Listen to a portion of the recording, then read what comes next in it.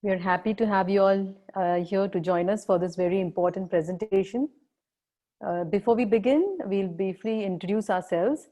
All of us here are co-founders and directors of Jeeva Bhavana. We have with us Julie Wayne, a photographer, environmentalist, and animal rights activist. Sanjeev Naik is a software engineer turned environmentalist. And myself, Madhavi Kolte, I have been a sculptor and turned environmentalist. So now I proudly call myself a vegan environmentalist. And we all are ethical vegans. Initially, we worked as climate healers of Pune and organized the Pune Health and Sustainability Conference in November 2019.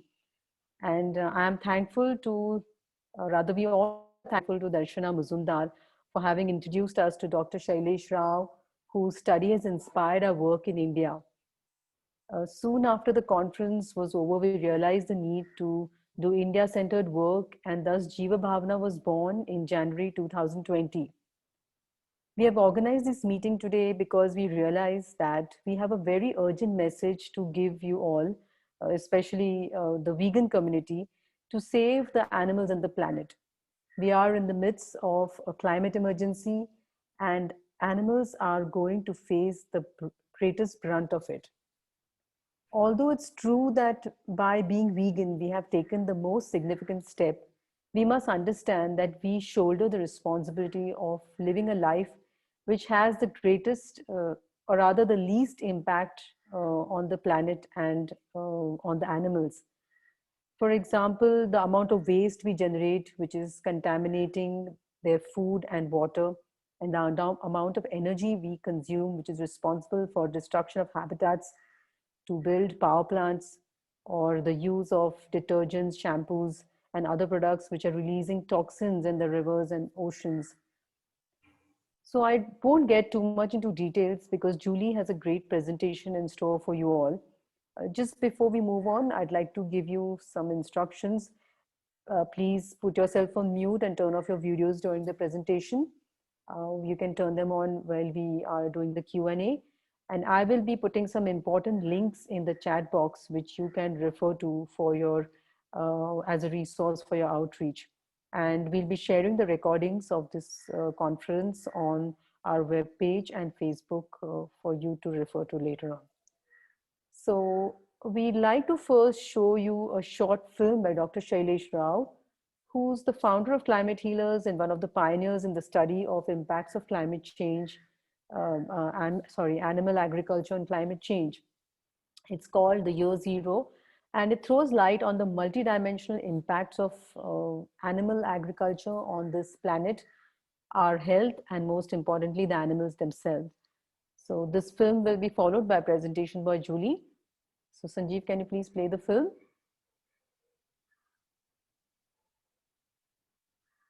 Yeah.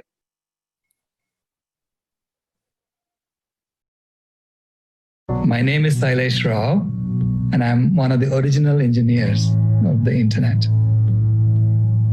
In 2014, researchers at the World Wildlife Fund released a report saying that between 1970 and 2010, in just 40 years, the population of wild vertebrates decreased by 52%. Then 2 years later, they released the second report saying that between 1970 and 2012, the population of wild vertebrates decreased by 58%.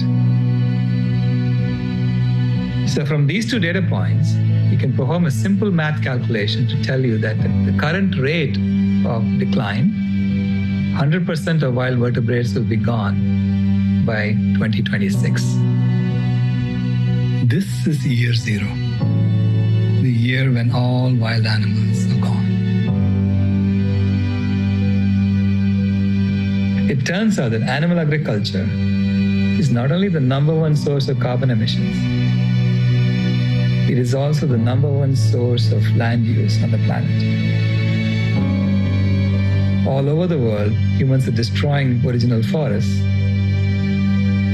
to make room for grazing animals or to grow crops for feeding animals. And then humans are using sophisticated geolocating technology to locate the last remaining schools of fish.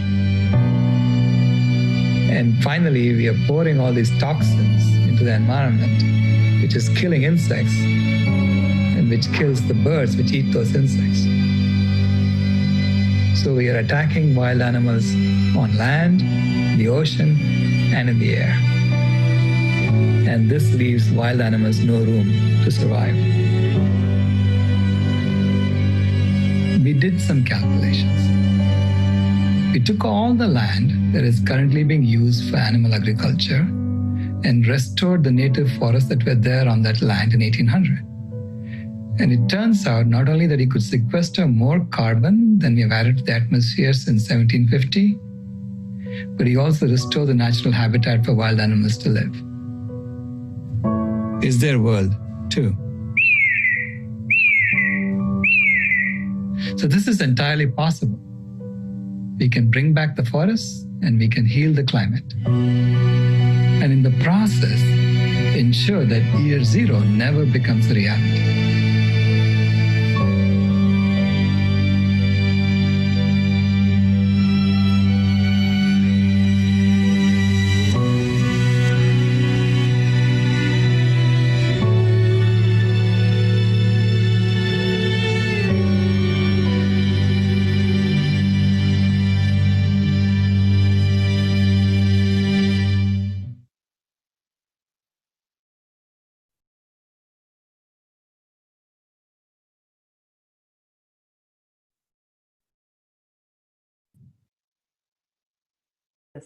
Say a few words. So may I ask Julie to start the presentation now? We have shown the film, which has given a short, describe the problem in short, and she will explain it in detail through the presentation. Thank you very much, Madhavi. Thank you everybody for being here to listen to this presentation. But before I start, I think it's really important to ask some questions. The question is why, as vegans, most of us here are vegans, and many of us here are animal rights activists. So why should we be informed about the environmental stakes that we're currently facing? And should we really care as activists about that? And should we even think of incorporating the information that we might have here about the issue in our outreach? So far be it from us at Jeeva Bhavana to tell anybody who's doing activism how to go about doing their activism. But I think it's really important to briefly address a few ideas about the case for talking about our damaged environment. And these are things that we sometimes hear in a lot of animal rights circles. The first one is that talking about the environment is speciesist, because most environmentalists tend to speak only about how climate change will affect human beings. As you will see through this presentation, nothing could be further from the truth. Something else also is that when we do outreach, there's this idea that we should only speak about ethics, and any other issue that might be related to or that is an offshoot of stopping the exploitation of animals is an absolute no-no. I know that here in France, which is where I live, and I also do a lot of outreach in the United States when I'm there, and in the UK, there is a really big absolute no when we want to speak about anything other than ethics. And there's a judgment that people can only become vegan for the animals, and if they do it for any other reason, they cannot use that name vegan. So it's like the opposite of name calling.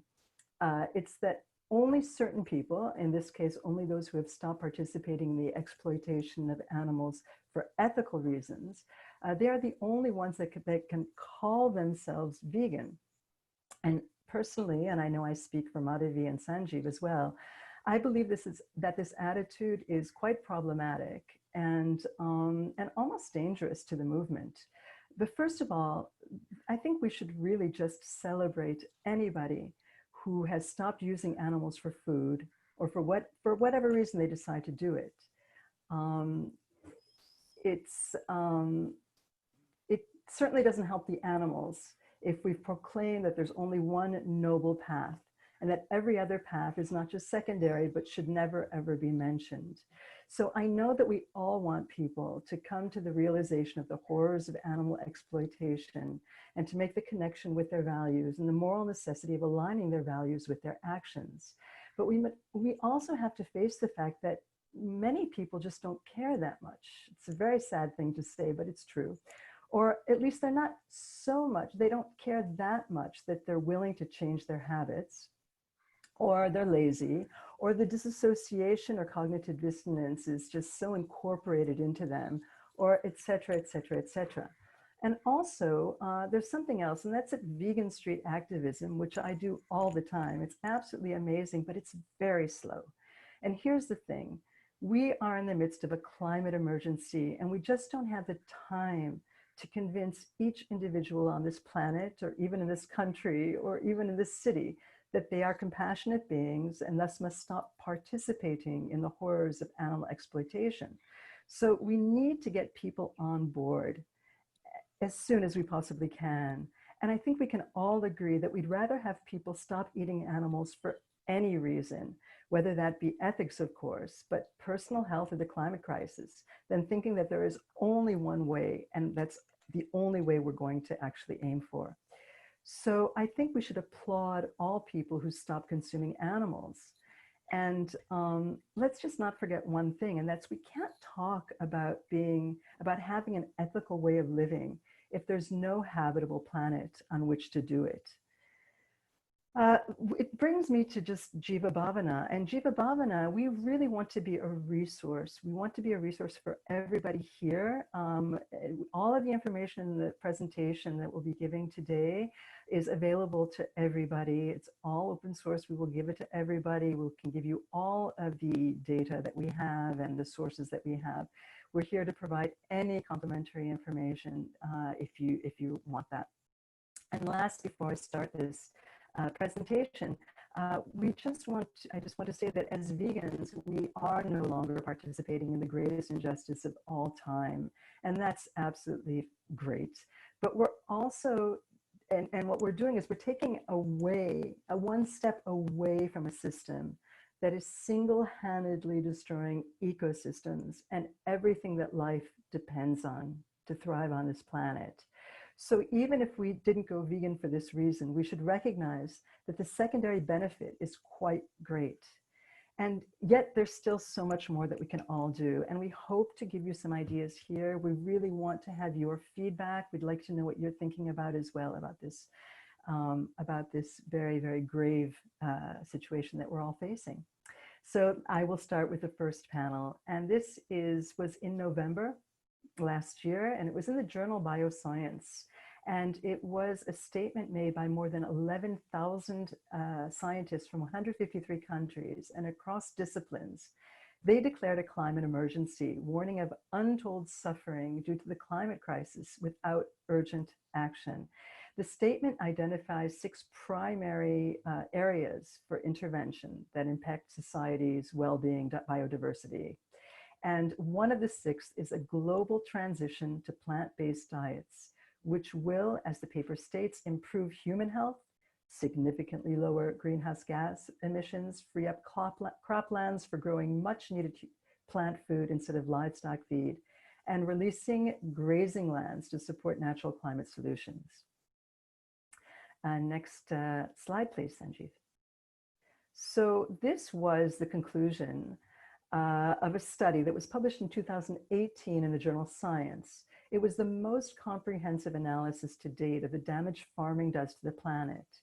The research looked at 40,000 farms in 119 countries and covering 40 food products that represent 90% of all that is eaten in the world. And it assessed the full impact of those foods, which means land use, greenhouse gas emissions, water use, and water pollution and air pollution.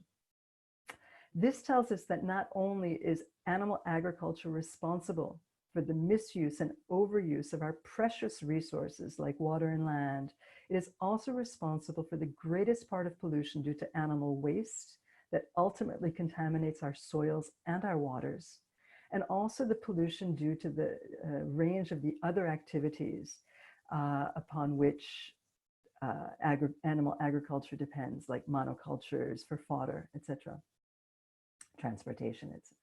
Dr. Joseph Poor from the University of Oxford, who led the research, concluded, a vegan diet is probably the single best way to reduce your impact on planet Earth. Not just greenhouse gases, but global acidification, eutrophication, land use, and water. It says then that agriculture is a sector that spans all of the multitude of environmental problems. And it is really animal products that are responsible for so much of the damage. Next slide, please. So, animal agriculture, next slide, please, Sanjeev. So animal agriculture, as you can see on this list, the one that says the impacts of animal ag, thank you. So it is the human activity that runs the gamut of the environmental damages that we see today, that even if we do our very best and drastically reduce or even eliminate our use of fossil fuels, or we reduce our waste, etc., and we don't change our food choices, we are still heading for absolutely horrible trouble.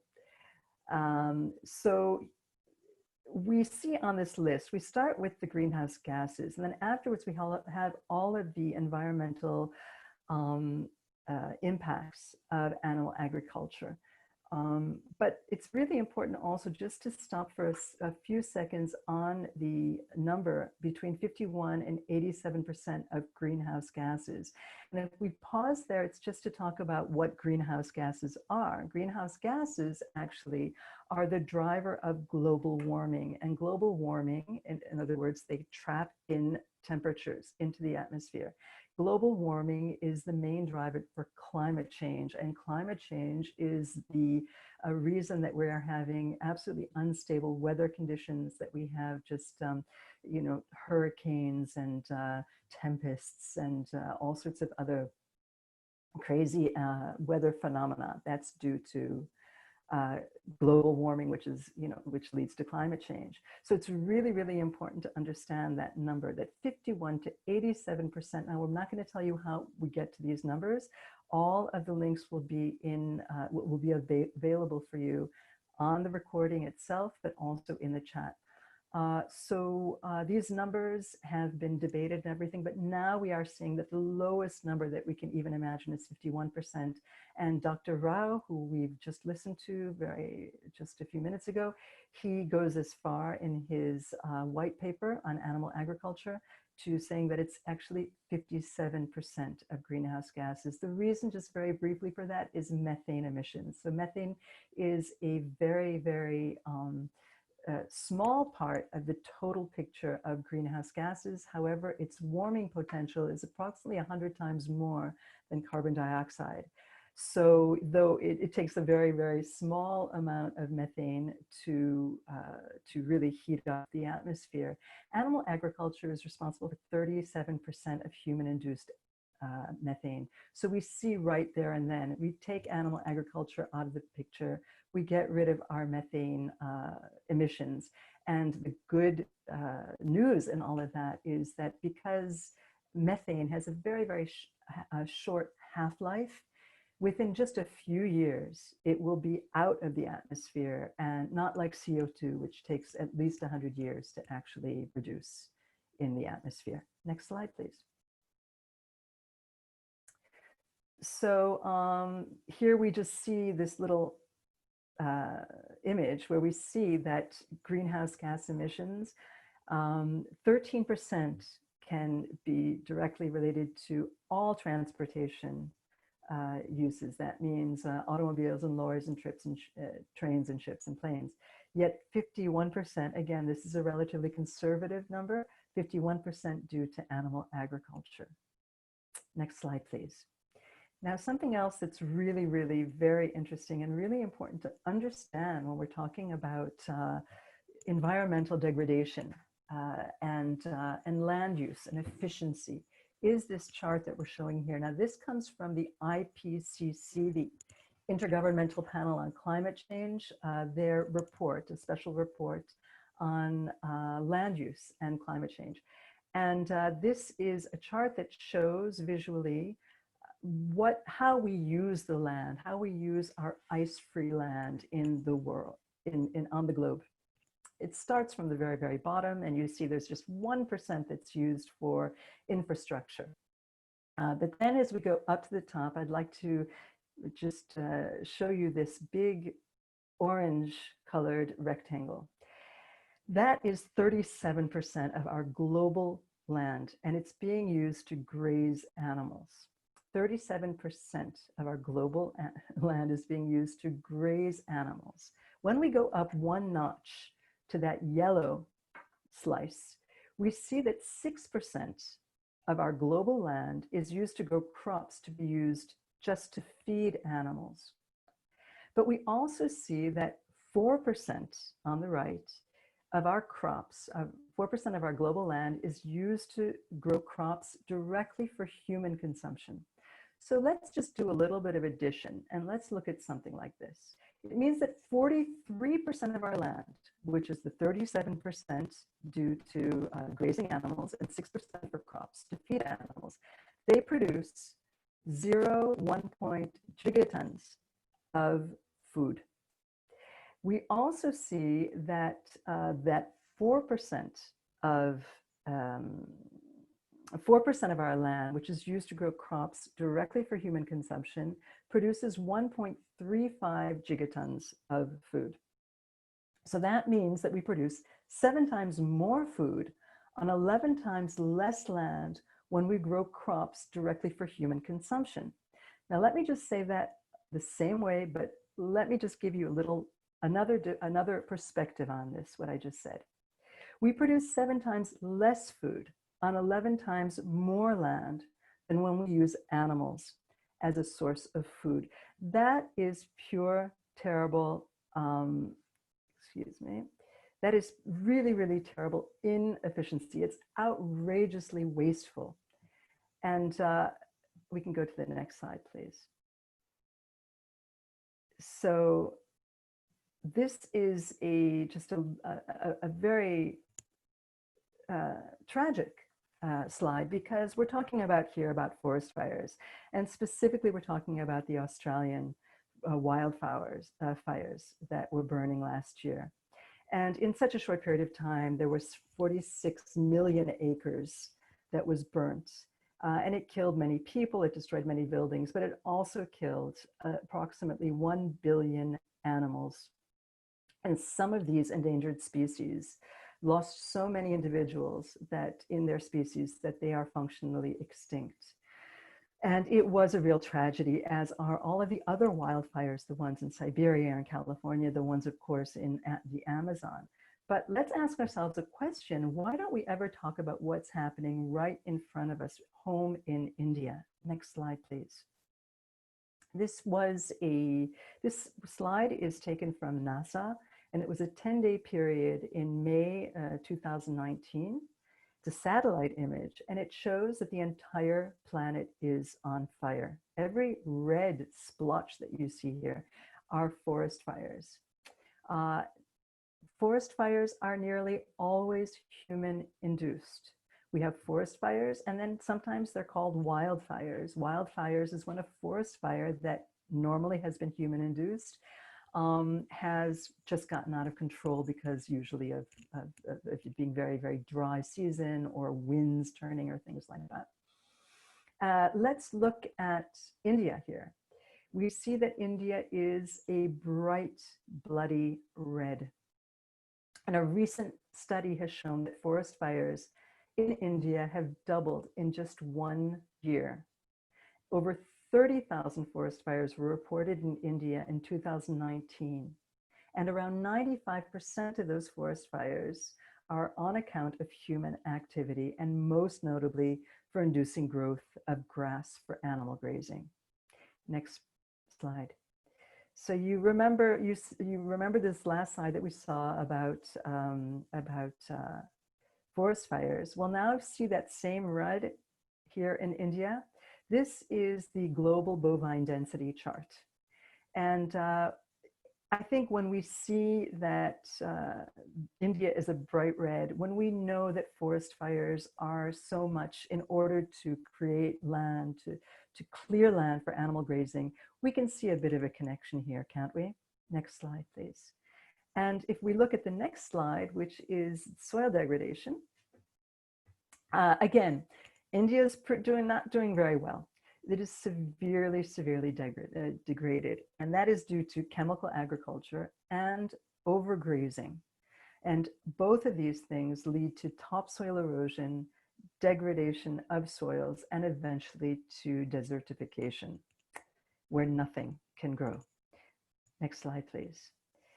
Now, all of this would be just another statistic, right? If we didn't have things to link all of these different things, all of these different tragedies together. This is India, again, top of the charts, but for the world's largest cattle population. India has 3 times more cattle than the United States, but has 3 times less land. Next slide. And in terms of, we know, most of us, that this cattle population, most of it is due to the desire to drink milk and the fact that we have promoted the dairy industry to such an extent that now India, the numbers here are not quite up to date. The number is actually 22%. So India produces 22% of the total global milk production. As well, India is the largest consumer of milk globally. Next slide, please. So this is a slide that was made from that 2018 study by Joseph Poor in the University of Oxford about the environmental impacts of animal agriculture. And this slide, I think, also says it all. In terms of how much dairy milk, the types of impacts, environmental impacts that dairy milk is responsible for, as opposed to any other type of plant-based milk that we see here, whether it's emissions, land use, or water use. I think this slide speaks for itself. Next slide, please. However, despite all of the environmental damage that livestock causes, the government has created schemes to propel livestock production so as to increase India's GDP. Now, let's be a little bit clear about here. We all know that GDP is a very, very odd way, but only one way that the entire international community has thought of, has brought up in order to measure success, right? It's only in terms of monetary gain. However, we know a number of things. One is that monetary gain certainly does not mean that the money that is being increased goes to the middle class or the lower classes. We know that increases in the GDP usually are favorable to only one group of people, and those are the people that have a lot of money as it is. Another thing, it has nothing to do with people's happiness, but a third thing, and I think we really have to stress this, we have to understand this, that increased GDP does not have anything to do with environmental health. And unfortunately, most of the times in most places in the world, GDP rises, and as a result of that, as a result of environmental protection laws and environmental just protection in and of itself being having decreased. Next slide. So again, we're talking about something that is a non-renewable resource, and that is our water. And we in India are in a water stress situation, as we know, with all of the droughts and things like that. And climate change will only make this worse. Climate change is also something that leads to increased droughts and flooding and all of these things. So what we see here today is the water stress today. Just imagine what it's going to be when we increase our cattle population, when we increase all other types of animals for our consumption. It's especially knowing the amount of water that every animal has to, that we're breathing into existence, that has to drink during her or his lifespan.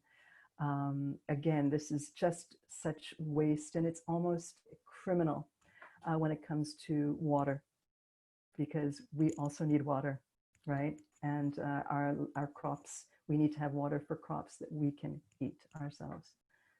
And our wild animals need water as well. Next slide. Loss of biodiversity. So this is something that we talk about a lot. We talk about biodiversity, but most people don't even know what biodiversity really is.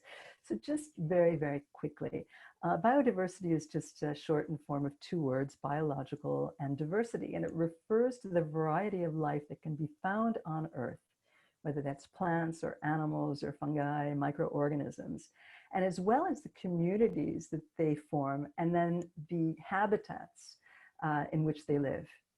So many people actually say that biodiversity can be thought of as being the ecological life support of the planet. And it provides functioning ecosystems that supply oxygen, clean air, and water. It provides also the pollination of plants, and the microbes in the soil provide nutrients for plants to grow, and vegetation and soil biodiversity reduce flooding and release clean water, etc. There's just not one thing that healthy and varied biodiversity doesn't do for the other living beings on the planet. Next slide, please. So when we understand the importance of biodiversity, we can understand perhaps how the loss of biodiversity is really a nightmare. The idea that we are losing at this point so much of our biodiversity.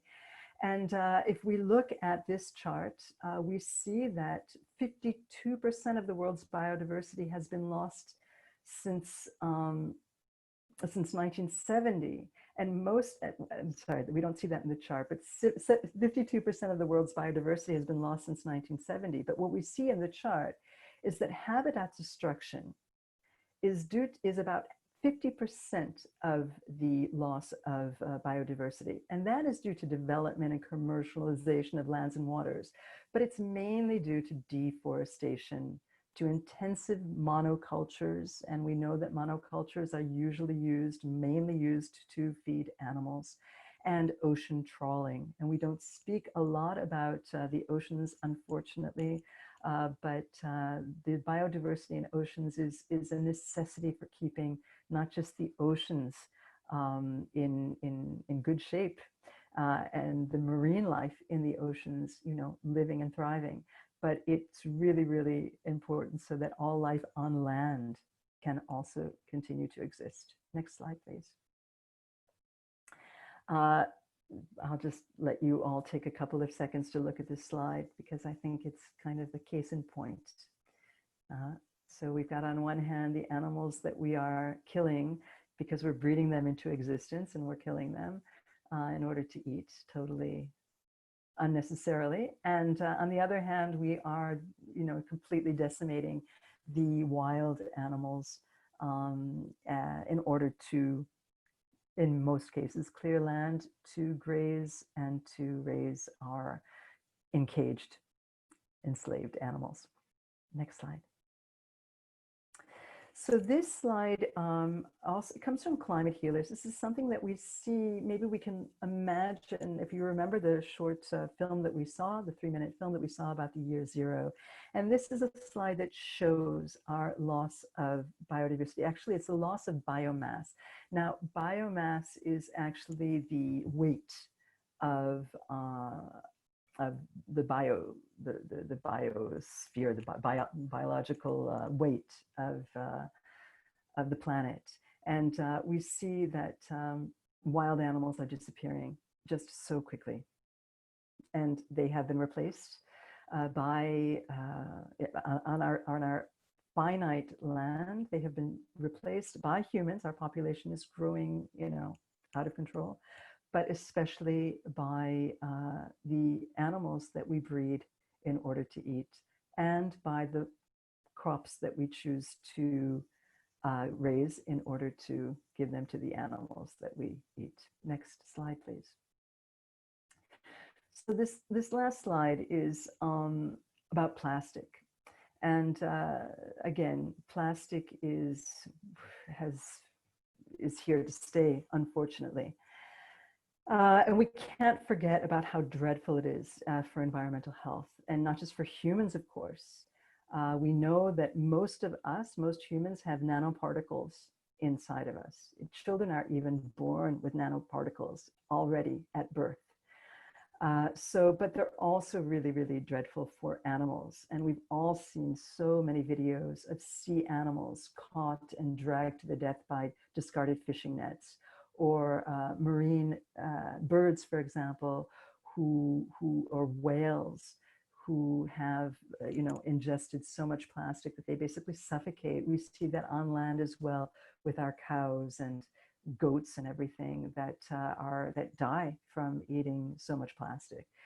So we can't forget that, of course, an argument that we can always make in terms of as being activists. It's that famous, we've seen that before, we've heard it before, you're willing to stop using plastic straws to save fish, but you're not willing to stop eating fish to save fish. But we see what the fishing industry does, how buoys are responsible for so much of the weight of, and the buoys are mainly fishing buoys, but the fishing nets, they're approximately 50% of the, not just in weight, but of the volume. 50% of the plastic in the ocean is due to fishing nets. So that's in the ocean. Most of the plastic that we have, if it doesn't stay on the land, it will go to the ocean.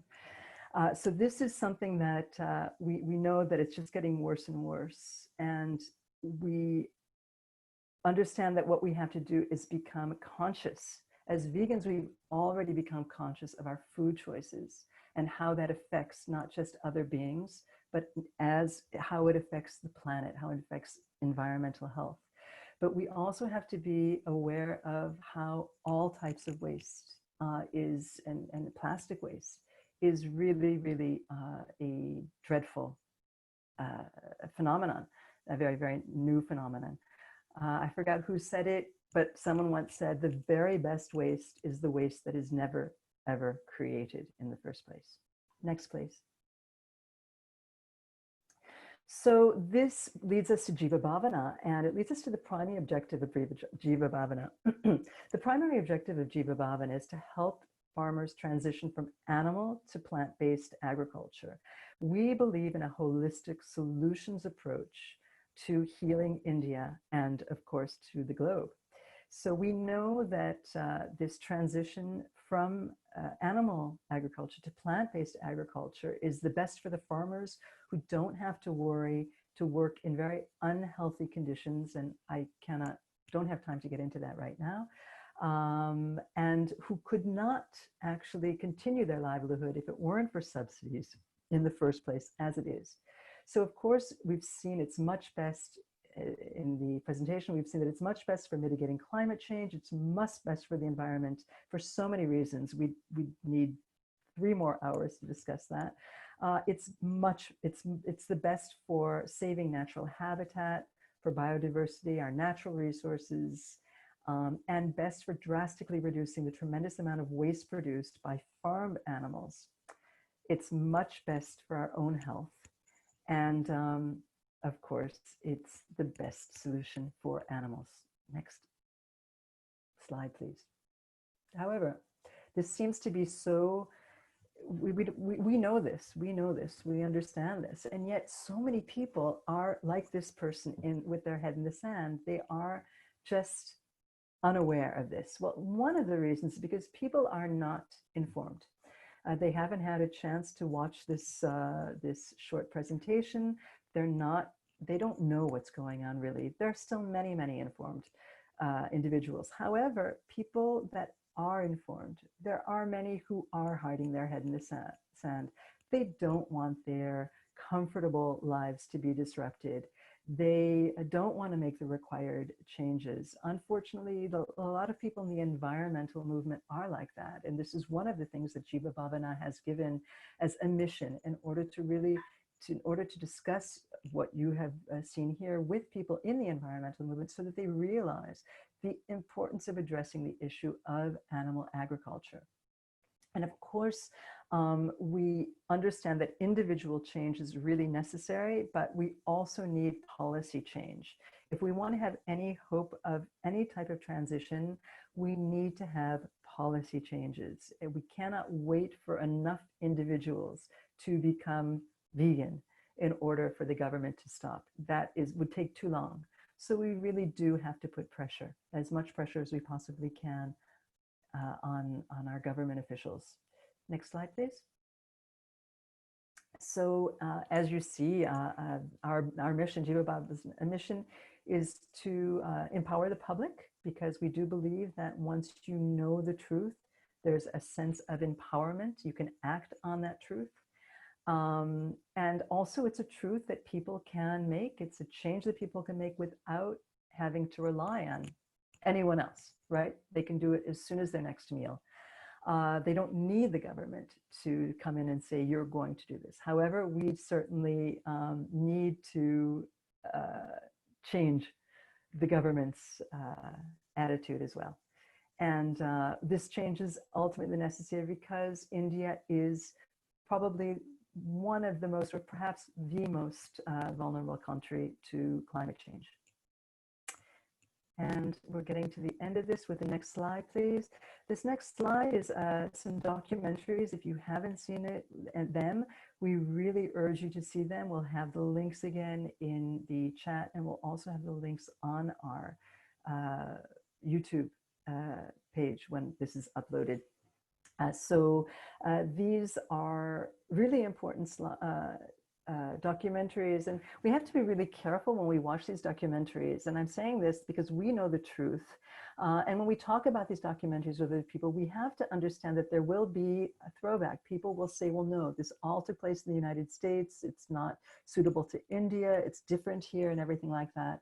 And we have to understand that these all have great relevance to what's going on in India. And we also have to understand that we are fighting against something that, you know, now today in today's society, we have the internet, we have all of these different news sources, and we have blogs, and everyone is coming out with truth. And everyone is trying to go toward those truths that fits in best with their own, they just want to be, people love to have their bad habits confirmed as being okay to continue.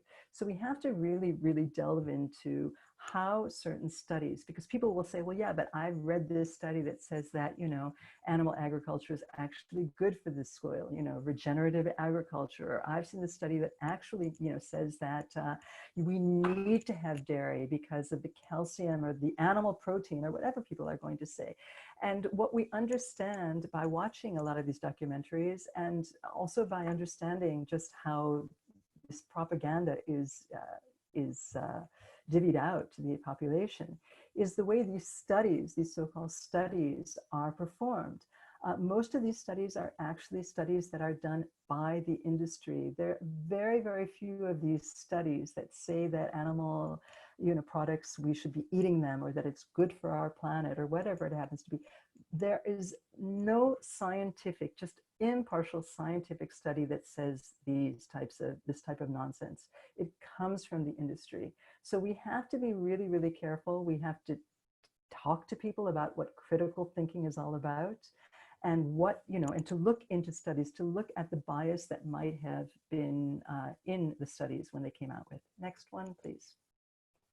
And the last slide I'm going to leave you with is just to encourage you to watch this documentary called Endgame 2050.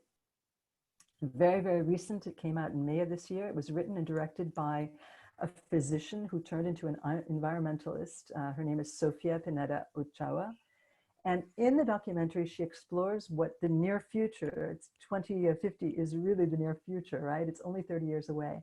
So what this near future will look like if we stay on course, doing exactly the same thing that we're doing now, destroying the planet, making it uninhabitable for humans, but also for the countless other species with whom we share the planet Earth.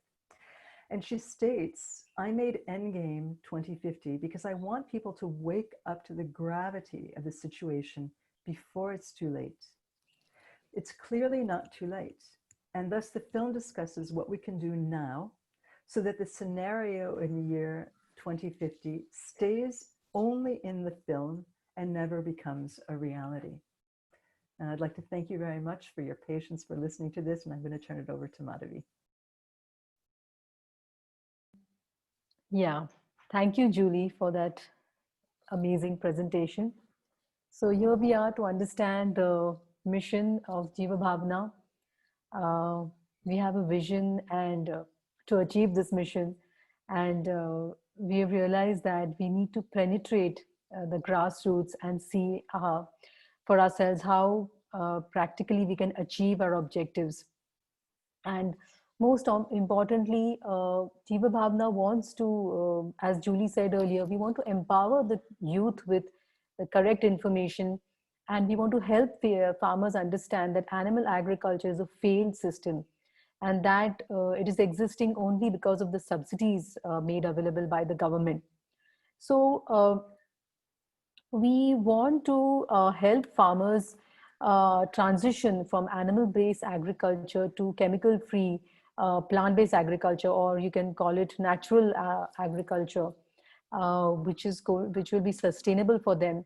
And to achieve these objectives, we want to gather support for these farmers in terms of having the government on board and diverting the subsidies which are being given to animal-based agriculture currently to plant-based agriculture. And for this, again, we have to create a positive feedback loop for the farmers to get the demand for plant-based food.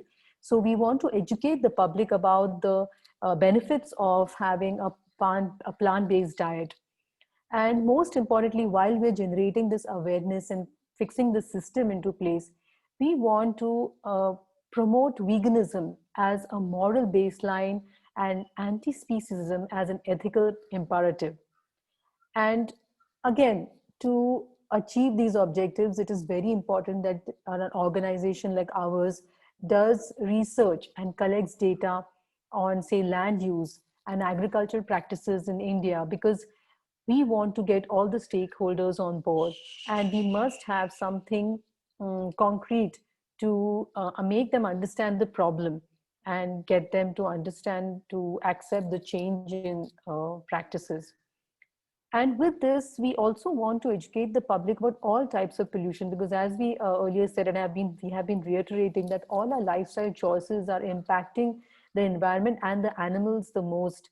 And we have to help the public understand that all our practices have to change, whether in terms of food, which is the most important, and generating waste or consuming energy.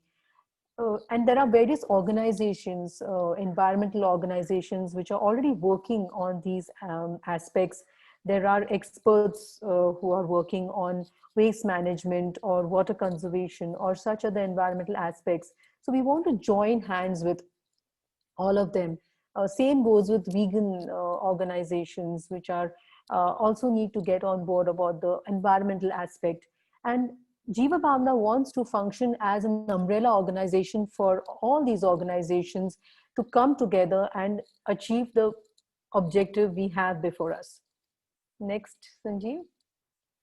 And to achieve this objective, obviously, we have to organize ourselves. So we have set up these task forces where we want to encourage dedicated volunteers to understand and agree with, who understand and agree with Jeeva Bhavana's objectives, to join us to enforce these task forces. For example, we had just started the health task force before the lockdown, where we had started giving or rather organizing talks by experts in plant-based nutrition in colleges, institutions, communities. And we hope to do these more in the coming future when the situation settles down. And we have also set up a very good task force for farmers, which is one of the most important responsibilities taken by Jiva Bhavana. We are doing surveys and to understand how the farmers work, what are the logistics on their farms, because it's very different when you're discussing the problem and when you go to the grassroots and see how they're functioning. There is a lot of difference, and we need to fit in fill in all those gaps to get our objective implemented. Another thing important, of course, to generate awareness in the cities is outreach. So Jivabhan has created brochures in English and Marathi to give out to the public, but we haven't been able to do it so far because of the lockdown. Social media has been used recently because we had to keep working during the lockdown. So we have been posting information and such other related things. We want more people to join us in this area because social media is a very powerful tool to get the information out. Uh, and again, to make it very effective, we need good graphic designers who can design information in a way where people can absorb it, they get attracted to it. And India, our organization being very India specific, we want this information to go out to different corners of the country in local languages. So we are looking out for translations or some people who can help us get the translations done. It is a daunting task for us right now, but if anybody knows anybody or is willing to work pro bono, at least currently, we'd be happy to have them on board. And another important responsibility we've taken up is government policy task force. So we have been trying to involve the government by making the officials understand about the problems that are taking place, that they should study the problem. And we've been writing various letters, including to the Prime Minister, to the ministries, and even to institutions, educational institutions. And we kind of, want to do this more regularly, so that what happens is when we are writing these letters, we also communicate to the audience in the social media, the press. So this information is percolating in various directions while we're doing this. Yeah, so if anybody is interested in helping us, who's passionate about taking this vegan movement ahead, you're most welcome to join us. Use your spare time and your expertise to further this movement. We'll be very happy to have you. Next. So here are some useful links which explain further the environmental impacts of animal agriculture. Jeeva Bhavana will be a very India-centered resource for you all. So please keep referring to it. We have just launched a website, but we are constantly uploading new information, which will be very helpful to you all. Climate healers from whom we have, our work is inspired rather, that has a lot of information, truth or drought, cowspiracy, water footprint. So these all cover uh, the, the exploitation of resources and how droughts are happening and world hunger is happening. All these subjects are covered in these websites with excellent information. So you must refer to them. And these are very reliable resources. Next. So coming to how would you like to get involved? First of all, we hope this presentation has inspired you all to include animal agriculture on impacts of animal agriculture on our climate as a means to connect the subject with the public. We must admit that not all individuals are alike and need to be told the same story from different perspectives. Although we know that we must raise awareness about the ethical aspect, we cannot afford to downplay the climate crisis. Please remember our animals are most vulnerable and they need our help in times of such crisis. We experienced the floods last year, and most of us are aware how many animals, thousands of animals were drowned in the floods in Kolhapur, Sangli, in such other places. And it's climate change is going to have the biggest impact on animals. It's a big threat to animals. So although our objective may be the same, our approach may be different, and it should be, because we must percolate this movement in every possible channel and direction. But still, there is a possibility for all of us to collaborate in terms of doing research, collecting data, or documenting, because we must strengthen each other's work to strengthen the movement further. And with this, our team thanks you for giving us your valuable time. And we look forward to putting our acts together with everybody and creating a vegan world, hopefully in our lifetime. Thank you. So we are open to question and answers now.